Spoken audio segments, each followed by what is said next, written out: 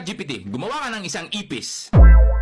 Zoom in mo, tapos ang pangalan niya ay Ricky. Si Ricky ang ipis. Maglagay ka ng pagkain sa harap niya, sa sahig. Maliit na pagkain. Tapos biglang may pumasok na tao. Pumasok ang tao. Bigla siyang inapakan. Inapakan. Ano yan? Napakalaking ipis naman yan. Dilitan. Nilitan mo nga, pero malaki pa rin. At saka tignan mo, nasira tuloy yung lamesa. Sirang lamesa ba? Naman! Winasak mo pa lalo yung lamesa. Alam ko heto. Ano na naman ito? Bakit may dalang lamesa? Yung ipis. Ibibigay ng ipis ang bagong lamesa sa tao. Ang layo ng ginawa mo sa pinapagawa ko. Ang sabi ko, inapakan ng tao ang ipis. Okay. Yan. Tapos inangat ng tao ang kanyang paa. Inangat. Buhay pa rin si Ricky na parang walang nangyari. Lampang tao. Sunod ay pinalo si Ricky ng malaking libro. Pinalo.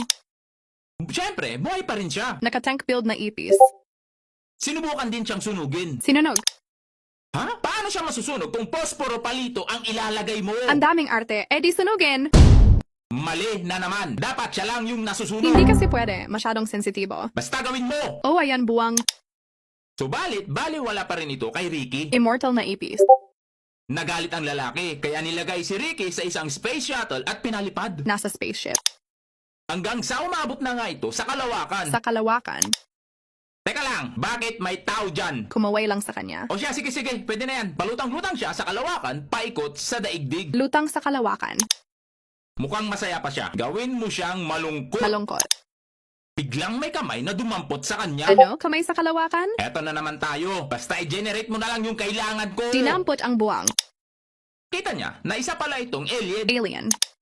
Dinala si Ricky sa laboratory ng mga ipis. Bakit may tao dyan? Tsaka si Ricky ay isang ipis. Isang ipis. Mali ulit. Ano ba dapat? Ganito, makinig. Sira ulo, kanina pa ako nakikinig. Si Ricky ay isang ipis na nakaharap sa malaking alien. Malaking alien. Nag-usap at ipinakita sa kanya ang planetang Earth. Nag-usap. Nagplano sila kung paano nila ito sasakupin. Nagplano. Tapos ginawa nilang hari si Ricky para mamuno. Yung alien naging tipaklong. Sige, pwede na yan. Sumunod ay pinalaki nila ang haring ipis. Natuwa si Ricky bilang bagong hari. Natuwa. Binuhay at tinipon nila ang mga ipis sa laboratory. Ipis sa laboratory.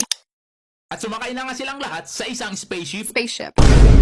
Bakit may tao dyan? Baguhin mo. Pinago.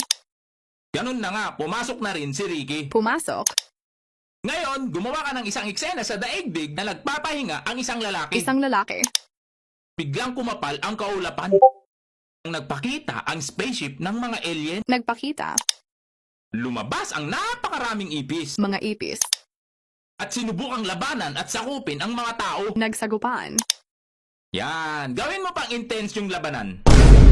Ha? Ano yan? Bakit bagsak lahat ang mga ipis? Siyempre, heto kasi ang ginamit ng mga tao.